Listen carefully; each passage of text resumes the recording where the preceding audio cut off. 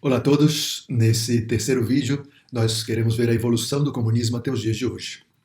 O desenvolvimento do comunismo nos diversos países onde se instalou foi desastroso, e o seu cataclisma se cristalizou nas revoluções de 1989 na Europa Central e Oriental.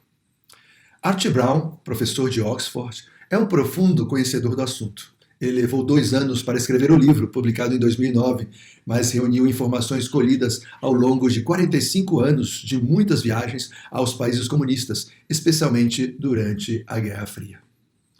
Nós poderíamos elencar as seguintes causas para essas revoluções. Primeiro, o autoritarismo dos partidos comunistas. Segundo, a repressão política, controle da informação e das consciências, e não permitir uma oposição. Terceiro, a perseguição religiosa, de todas as religiões, mas muito em particular do cristianismo. Quarto, desejo da soberania nacional e da independência dos povos e nações. E quinto, a grave ou gravíssima crise econômica. Arthur Brown, no seu livro, afirma o seguinte: o sistema cometeu suicídio quando resolveu experimentar um pouco de liberdade. Quer dizer, a única forma de manter o comunismo era restringindo as liberdades, mantendo a repressão e controlando a informação, para que o povo não conhecesse outra realidade. Na medida em que tiveram acesso a estas informações, surgiu o sonho de liberdade.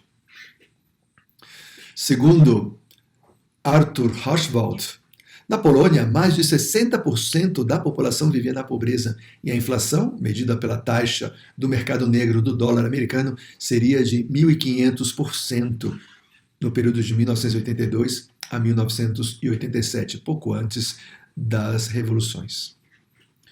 O sistema, que requeria uma economia planificada em todos os níveis, acabou desmoronando sob o peso da ineficiência acumulada no âmbito econômico, com várias tentativas de reformas que acabaram acelerando as tendências de geração de crises. Isso se encontra nos escritos de Hard e Kaufman, de 1995.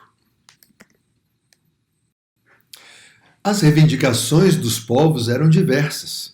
Liberdade civil, autodeterminação dos povos e nações em contraposição ao globalismo comunista, eleições livres e verdadeiramente democráticas, direito de eleger ou destituir oficiais políticos por métodos eleitorais, liberdade política, direitos laborais, liberdade sindical, direitos humanos, fronteiras abertas. Todas essas coisas tinham perdido esses povos ao tentar colocar em prática o sonho comunista de igualdade. Em 1989, se deram diversas revoluções na Europa Central e Oriental que se seguiram nos anos seguintes, com os seguintes resultados: a queda do comunismo a nível mundial, dissolução da União Soviética em 16 países independentes, incluindo os países bálticos, Estônia, Letônia e Lituânia, mas também Armênia, Ucrânia, Bielorrússia, Chechênia e muitos outros. A dissolução do Pacto de Varsóvia e do Bloco de Leste comunista. O desmantelamento das economias socialistas e a sua transformação em economias de mercado livre. Fim do comunismo na Polônia, Hungria, Tchecoslováquia, Romênia, Albânia, Bulgária, Iugoslávia e Mongólia. Reunificação da Alemanha, ou seja, o fim do comunismo da Alemanha Oriental. Um ceticismo generalizado sobre a ideologia comunista em todo o mundo, que leva à sua queda de popularidade e ao desaparecimento de inúmeros partidos e movimentos comunistas. Consequências em outras regiões do mundo. Fim dos governos comunistas no Afeganistão, Angola, Benin, Congo, Camboja, Etiópia, Moçambique, Somália e Iêmen. E por último, a tentativa de democratização da China termina com a repressão brutal do movimento pró-democracia na praça de Tiananmen. O comunismo caía pelo seu próprio peso. Ou melhor, os princípios que deveriam reger o nascimento e estabelecimento do comunismo foram os que ocasionaram a sua queda: a luta de classes, a revolução, a ditadura do proletariado, o partido como ferramenta da classe, de doutrinação da classe proletária. Porém, na praxis dos governos comunistas, podemos acrescentar outros 3 princípios: a utilização do poder do Estado para benefício próprio, a propriedade dos meios de produção e, por último, uma articulação internacional, uma espécie de globalização comunista que retirava as fronteiras dos estados. Todo esse cataclisma ocorrido em tão pouco tempo poderia ter sepultado para sempre a ideologia comunista, mas ela se reinventou. No site Sem Flores, diz o seguinte: nós, os comunistas deste primeiro quartel do século XXI, somos herdeiros das mais belas e mais heróicas páginas já escritas pelas lutas das classes dominadas na história mundial. Contudo, se fez necessário uma adaptação do modelo comunista ao mundo pós-revolução de 1989, que não admite mais a violência armada nem a doutrinação a priori. O melhoramento das condições da classe operária no mundo não permite mais que ela seja usada como massa de manobra para a revolução.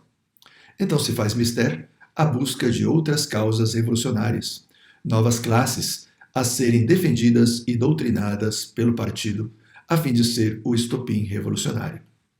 A pauta ecológica e as novas minorias à margem da sociedade, chamados excluídos. Eles devem tomar consciência de classe. As mulheres, os racismos, negros, índios e outros, a LBGT+, camponeses sem terra, cidadãos sem teto, moradores de comunidades, etc. Essas novas formas de consciência de classe implicam também novas formas de doutrinação. Estou usando sempre a linguagem marxista. Seja a doutrinação das massas, seja a doutrinação das próprias minorias, para gerar nelas consciência de classe.